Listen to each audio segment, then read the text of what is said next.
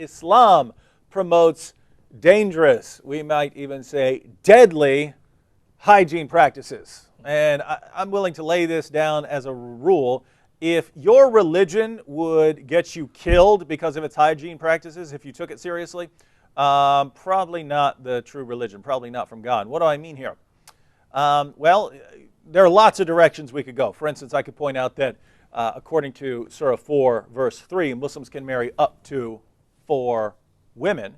And that according to Surah 4, verse 24, and other passages in the Quran, Muslims can have many sex slaves, captives that they capture in battle. So you go into battle, you capture a woman, you take her home and you have sex with her, she's your captive, and then you go have sex with your 4 wives, right? You don't know what kind of diseases that woman has, right? You just captured her in battle. You don't know if she's got syphilis or AIDS or what. You don't know what she's got. And you're going from her back to your 4 wives who are producing your children. You are spreading disease like wildfire. But we won't go in that direction. Let's just go with what we would normally think of when we talk about hygiene. Sunan Abu Dawud, number 67. I heard that the people asked the Prophet of Allah, water is brought for you from the well of Buddha. It is a well in which dead dogs, menstrual cloths, and excrement of people are thrown. The Messenger of Allah replied, verily, water is pure and is not defiled by anything. Notice what this says. Yeah. Water's brought to you. We're bringing this to you and your people, Muhammad. Oh, wow, that's nasty. And there's just one problem. The well where we're getting this is our garbage. Ooh. This is where we throw our garbage. This is where we throw our dead animals.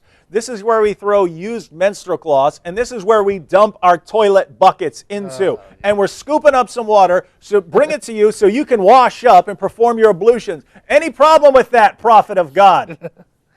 No, water's not made impure by anything. Nothing you can do will make water impure.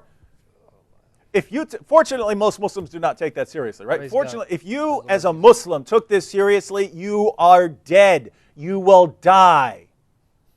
Fortunately, most Muslims know better than their prophet, right? Muhammad didn't know. I'm surprised. He made it through life.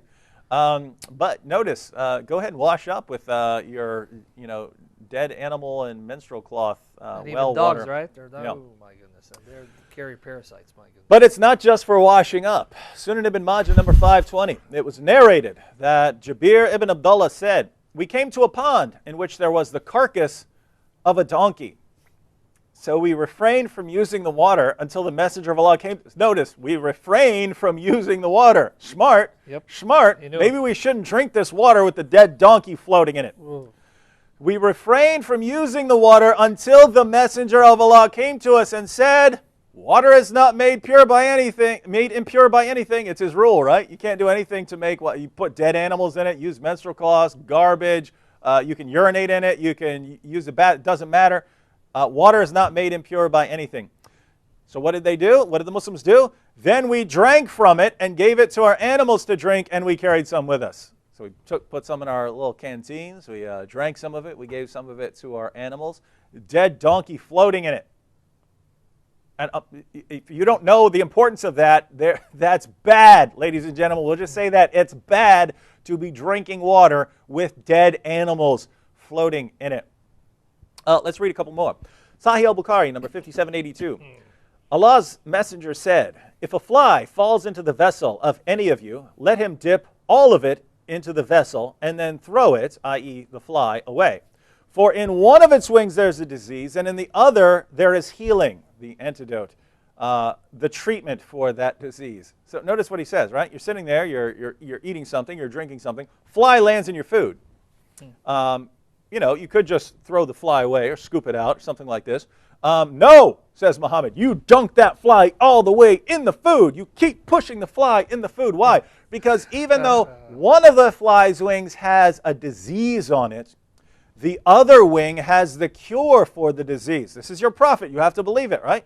So according to your prophet, if there's a disease that's carried by flies, just go to the other wing. First of all, it's only on one wing, but the other wing has the cure, right? Yeah. So flies carry all kinds of diseases. Let's say typhoid, right? Flies, they eat some very nasty stuff, right? If an animal goes to the bathroom on the ground, flies go to that, right? And that's what they crawl around on. And then that fly, that same fly, goes away from the excrement of that possibly sick animal and goes into your food. And what do? Get rid of it? Throw it out? No! Dunk that fly in the food. Then you get rid of the fly. Then you eat your food because you've got the cure now, right? Now you've got the cure. Boy, you made me lose my appetite, man. I don't think I'm going to eat for a week. I mean, probably I need to. One more. Musnad Ahmed, number 16245. Muawiyah said, I saw the Prophet sucking on the tongue or the lips of Al-Hassan, son of Ali. May the prayers of Allah be upon him. For no tongue or lips that the Prophet sucked on will be tormented by hellfire. So, Muhammad, I'm not, just to clarify, I'm not insinuating that there's anything homosexual involved here. It's just some weird practice that Muhammad had where he would suck on the tongue of other boys and men, right? And in this case, it would be his grandson here, son of Ali. So, hey, grandson, come here. I want to suck on your tongue. You suck on my tongue. Now, I'm only talking about the hygiene practice here because think about this, right? We want to wash up for dinner, right, Sam? We're going to have a good meal. Yeah. So we go and we get some water from a well with human waste and dead dogs and use menstrual cloths in it. We put our hands in there. We wash up for dinner, right? We perform our ablutions for our meal. We're going to wash up. We go sit down. We got him up. A fly who just flew off a pile of dog waste then lands in my food. I start dunking that, and now that I've dunked it in there, I know I've got all the cure off of there. So now I can eat my food, but now I'm feeling sick, right? Because I have, dead dog germs all over my hand and menstrual cloth waste all over my hands and feces and urine all over my hands because that's what was in the well. I washed up with that. Now I'm eating the food and I dunked the fly and it's got the disease on it. I'm eating that. Now I've got a stomach ache, Sam. So I want to refresh myself with a glass of water. So I get a glass of dead donkey water. They got the donkey floating in it. I take a drink of that. Now I'm feeling really bad. Call a kid over here, suck on his tongue, pass all the germs to him, and now what's the solution? We're all feeling real bad. What's the solution, Sam? Camel urine. We'll just go drink a bunch of camel urine because that's how you mix it in with milk. Camel urine and milk. That's how you get rid of your stomach ills. Ladies and gentlemen, is this guy a prophet? I'm just asking, is this guy a prophet? Because every one of you out there, you know you would never follow these practices. You know that if you did follow these practices, you would die. And so you know what? You know this is not coming from God. These people are coming to Muhammad. Muhammad, guide us. Can we do this? Yes, water is not made impure by anything. He's speaking as a prophet there. And he's wrong. And if you believe him, you will die. This is not a joke here, ladies and gentlemen. If you follow Muhammad, you can die from this. Definitely, yeah. So deep down, if you're not following this, deep down, do you really believe in your prophet? Boy. I'm not sure they do, my friend. No.